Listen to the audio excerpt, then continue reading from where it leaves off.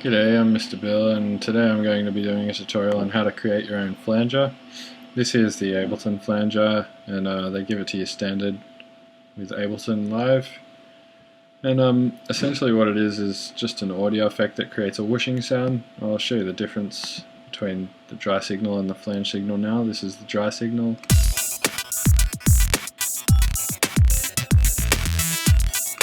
And this is the signal with the flanger on it.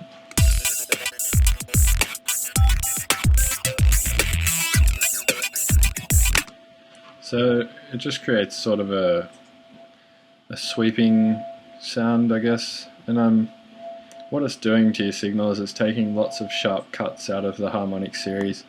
So the harmonic series is multiples of a frequency, basically. So let's say this particular one is in E, let's say. So we'll go and we'll open up an EQ. I'll just use a widget to figure out what frequency E is.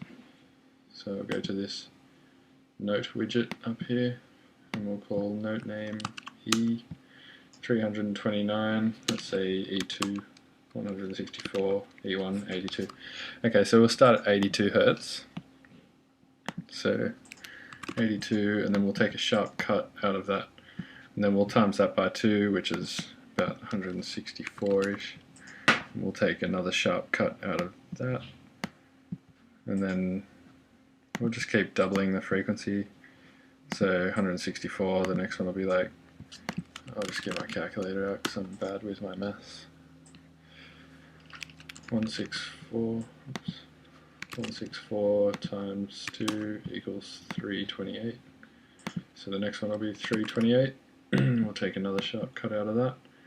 And the next one will be 328 times 2 equals 656. So what we're doing here is we're just taking out lots of sharp cuts out of the harmonic series, which is multiples of the same frequency, of the fundamental frequency, I should say. So 1312, take a sharp cut, times 2, 2624, 2624, sharp cut, times 2, 5248, 5248. Do this as the last one, times 2, 10,496. 10,496. Oops.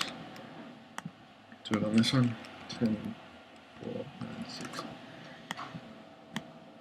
Alright, so we've just taken a lot of sharp cuts out of the harmonic series for E. So now what we'll do is we'll click on that device and we'll press Command G, and that'll create a audio effect rack for us. And then what we want to do is we want to go to our macro controls, and we want to map all the frequencies that we've just set here to one macro control. So we'll set the first one, we'll map that, and see the issue here is it drops it down to its minimum value, so we have to remember which frequency it is and then change the minimum and maximum values up the top here. So this one here is 82, so we'll go minimum value 82. Next one, minimum value 164. Next one, minimum value 328. Next one, 656. Next one, 1031, or 1.03 kilohertz. Next one's 2620, 2620. Next one is 5025, and the next one is 10,500. So there you have it. We've just created our own flanger. That is what a flanger does to your signal. So now if we really want to do some strange things to it, I'll just go and set some weird maximum values. I won't even think about the maximums, and I'll just set them at random. And now it does all this strange stuff with the poles, and we'll see how that sounds.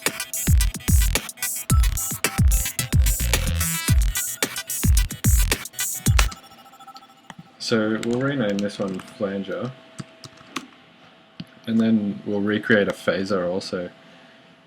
So we'll go here, we'll just turn on all the poles, and this time we'll just go to random frequencies, and we'll just take big cuts out of random frequencies, and we'll put spikes at other frequencies, really sharp spikes, like so. We'll just do some random stuff. And this is essentially what a phaser does. It takes just random cuts out of your frequency that are still kind of related to the harmonic series, but they're all out of phase.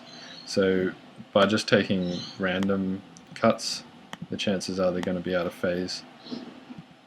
So we'll just do that and see how it sounds. I'll take another big cut out of here. And I might do one up here as well. I'll just shut that one down. Alright, so this time we'll map it to a different macro control. So we'll start with the first one again. Map 123. Next one, map it to 500. Next one, map it to 772. Next one, map it to 285. Next one, map it to 2005. 1017 or 1107.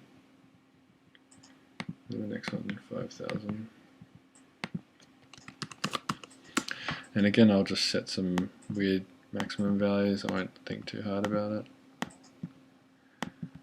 Like so. And now this is our phaser.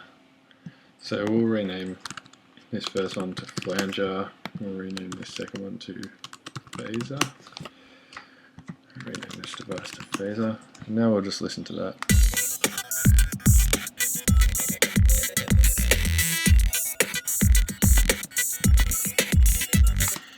We'll make some of these flanges peaks as well, big sharp peaks. See how that goes.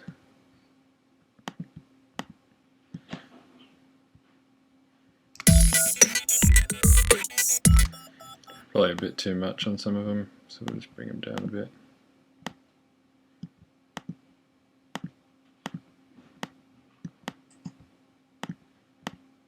Try that.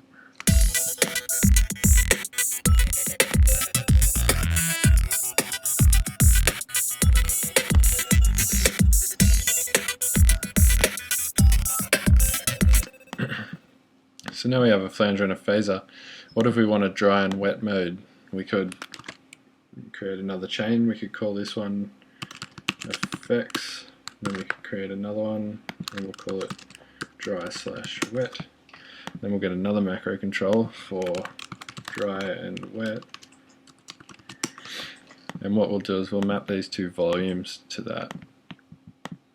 And then the first volume, the dry/wet, we want it to go from -infinity to 0, and the dry we want it to go from 0 to -infinity.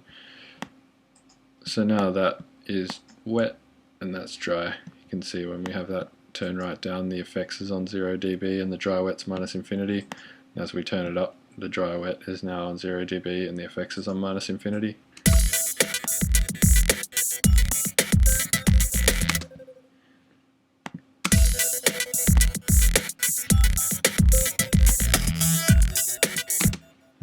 Why is that not working?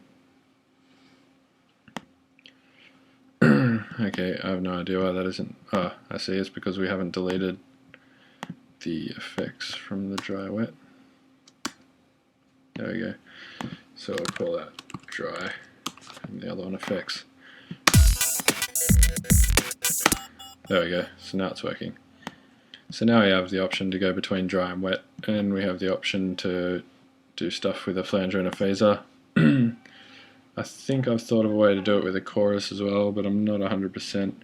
Basically it would consist of, essentially what a chorus does is puts certain frequencies out of phase with each other and puts the signal out of phase with itself. So you could do a similar thing to that by just creating a lot of chains, and then you could use a ping pong delay, and you could put that ping pong on 100% wet and then just have it at 1 1 millisecond or whatever, 8 milliseconds, and then you could create other ones and turn it up and then have 100% and have it on like 2 milliseconds, and you could do all these different times with that and then map those all to another macro control and then have certain frequencies in there by putting bandpass filters before it. So create your own EQs and just take little bandpasses out of it like so, and have all different frequencies for all of them. But that might take a little while, and I'm not going to do it now, but you can do that in your own time if you like. And I'll rename this effect the Flanger. I'll spell it Flanger, and I'll go to my save and I'll save that as Mr. Bill Flanger, and I'll put this up for download for you all. And yeah, so I hope you learned something from that. I thought it was pretty interesting, and yeah, hopefully you have fun with it. And yeah, until next time, take it easy.